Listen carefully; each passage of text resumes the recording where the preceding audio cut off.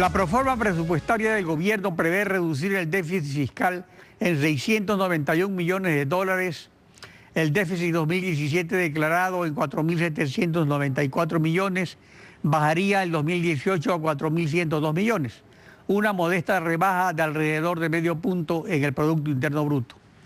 La lectura de esas cifras deja muchos interrogantes. Las examinaremos con Fausto Ortiz, exministro de Finanzas de la primera etapa de la Revolución Ciudadana.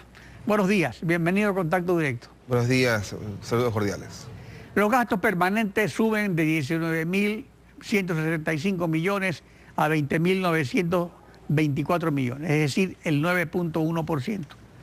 ¿Dónde está la reducción? Sí, el gasto total, digamos, y lo que es el gasto corriente y el gasto capital sube 2%, pero básicamente está el incremento ubicado en el gasto corriente, en donde el gasto de personal, que es el más importante de los gastos corrientes, sube alrededor de un 3%. Y en promedio, si uno chequea ahí, el 70% de ese gasto de personal está ubicado en el Ministerio de Educación, el Ministerio de Salud, Policía Nacional y Fuerzas Armadas. Eso en promedio está creciendo frente al año anterior, las cifras que son las definitivas. Y entonces uno dice, bueno, si había un esfuerzo para hacer el recorte del gasto, debería verse reflejado en la nómina, sobre todo cuando nos han dicho que hay una reducción de lo que tiene que ver con el salario en la parte más alta, el 10%, pero no se ve esa reducción porque el salario sigue incrementándose. Luego, si uno avanza en el gasto corriente, hay un rubro que a veces pasa desapercibido, que es el gasto en bienes y servicios de consumo, que está subiendo 28% frente al año pasado. Es una cifra... 28% es una cifra... Una cifra totalmente comunal, es inmensa la cifra de crecimiento. En ese gasto, cuando uno separa importaciones de derivados, que eso no controla el gobierno. Al final del día, importación de derivados, si el precio está más alto o más bajo, eso va a ser mayor o menor.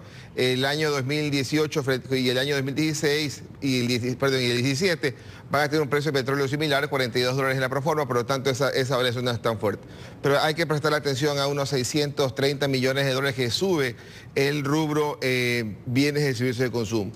Por ahí podría uno decir que en gastos financieros, intereses, hay un aumento de cercano a 300 millones de dólares cuando hemos observado que en este año hemos aumentado más de 5.000 millones de dólares en deuda, sobre todo en las últimas emisiones de deuda en bonos internacionales que han sido colocados con tasa arriba del 8%.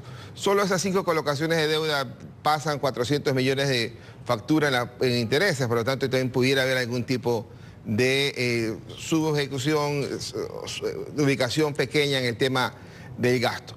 Luego, en el gasto de capital e inversión, donde aparenta haber una reducción del 12%, es la reducción del 12% frente al presupuesto anterior, que es decir, vamos a totalizar ahí 8.000 millones de dólares frente al año pasado, que eran 9.000.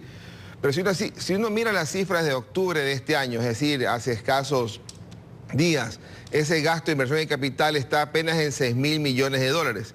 Si ellos pensaban, el gobierno, terminar en el año en 9.000 millones, estamos hablando de que en noviembre y diciembre debería tener un gasto de 1.500 millones por mes en ese rubro, cuando en los últimos 10 meses hemos tenido apenas 600 millones.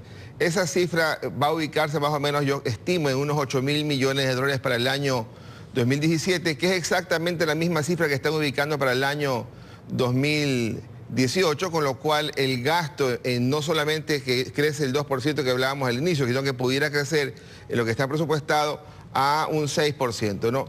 Y eso nos estaría llevando el déficit de 4.000 millones que ellos están ubicando en el presupuesto a 4.600, es decir, a un déficit similar al que ubicaron en el año pasado.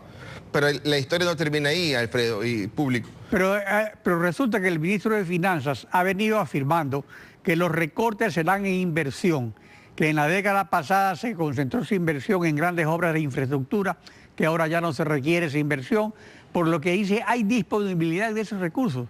Pero si esos recursos provenían de un endeudamiento que según el presidente Lenín Moreno rebasó el límite legal, ¿están disponibles esos recursos o es un endeudamiento que ya no se debe ni se puede repetir? O sea, del 2013 para acá ha habido una disminución constante del tema de gasto público, en gasto de inversión y capital. Llegamos a tener hasta 12.000 o 13.000 millones de dólares y el año pasado llegó a 9.000. Este año se ubicaría en 8.000 millones de dólares la sumatoria de gasto de inversión y capital. pero el año siguiente estaríamos exactamente en el mismo nivel. Es decir, ahí hay que estar claros con las cifras, ¿no? El gobierno el año pasado indicó que el déficit fiscal iba a ser algo así como unos 4.700 millones de dólares, que es la expectativa de déficit fiscal para el año 2017. Sin embargo, uno mira la página del Ministerio de Finanzas y encuentra que el déficit para finanzas este año es 6.700 millones de dólares. Y cuando uno hace los ajustes, como señalaba hace un momento, de cerca de 600 millones de dólares de crecimiento en el gasto, este crecimiento en el gasto total, termina uno diciendo que el déficit fiscal va a pasar a más de 5.500 millones cuando le suma la sobreestimación en los impuestos, la sobreestimación en los ingresos petroleros. Por lo tanto, estaremos quizás en el año 2018 llegando a un sexto año consecutivo con déficit fiscal que superaría el 5% del Producto Interno Bruto y es la causa de más de 25.000 millones de endeudamiento en los últimos 5 años. Ahora, el proyecto de ley de urgencia económica que se propone reactivar la economía con la nueva reforma tributaria, ¿qué sucede con la liquidez del sector privado? ¿La sigue succionando el gobierno?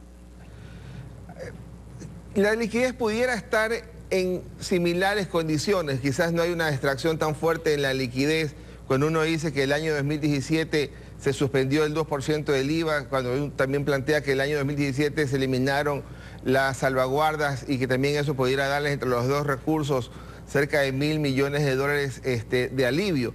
Pero ese alivio es temporal y no lo logran continuar como política para darle a reactivación de la economía. Y ese alivio temporal de 1.000 millones es castigado con más de 1.600 millones de dólares de extracción. Por lo tanto, hay una extracción neta de más de 600 millones de dólares en el año 2018, cuando el sector empresarial, que debería ser el nuevo motor de la economía, debería tener algún tipo de incentivo para poder atraer recursos del exterior, bien sean propios o bien sean financiamiento o bien sea en forma de inversión, para poder reactivar la economía. Al Estado... O sea, los incentivos son, por ejemplo, las nuevas inversiones de pequeños empresarios, pero se les exonera el impuesto a la renta, pero en los 2 primeros años, ¿quién tiene renta si es una inversión nueva? Claro, y adicionalmente se suben los 3 puntos en el impuesto a la renta y se le da la exoneración para el sector exportador, por ejemplo. Entonces, al final del día eso no constituye ningún tipo de incentivo. El sector privado fue muy claro en señalar que molesta la actividad económica un par de cosas. La primera, el impuesto a la salida de divisas, que debería ser eliminado de forma gradual.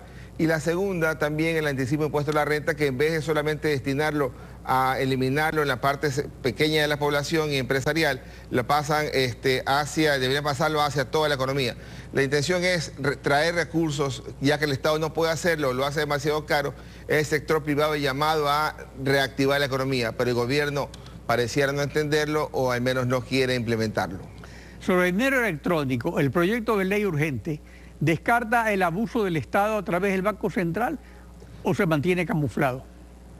El camuflaje es aún más fuerte, ¿no? Si uno observa hoy día qué es lo que está señalando la ley actual dice la moneda electrónica. Sin embargo, la reforma legal al artículo 94 dice elimínese la palabra moneda electrónica. El artículo 94 del Código Orgánico Monetario Financiero al menos nos daba la protección como ciudadanos a que nadie nos podía obligar a recibir dinero electrónico porque estaba contemplado en la ley. Al eliminarse el dinero electrónico están cambiando el concepto y están diciendo ahora simplemente es un pago electrónico. Y en el pago electrónico entonces pareciera que fácilmente debemos aceptar todo el mundo que nos hagan pagos electrónicos con esta moneda, con este tipo de moneda electrónica. La única diferencia del pasado es que la moneda electrónica arranca en el banco privado donde uno tiene la tranquilidad que la plata está depositada ahí porque es la propia plata de uno. El riesgo es que mañana esto se vaya familiarizando a la población y el Estado diga, bueno, es mi turno, ahora regreso a usar dinero electrónico. Después de que introdujo el sistema, el Estado entra. Así es. Muy bien. Fausto Ortiz, gracias por acompañarnos en Contacto Directo. Saludos. Wendy. Cuando regresemos, Iván Espinel, ministro de Inclusión Económica, presidente del Movimiento Compromiso Social, estará con nosotros. El Frente Somos Ecuador, que agrupa a más de medio centenar de organizaciones sociales,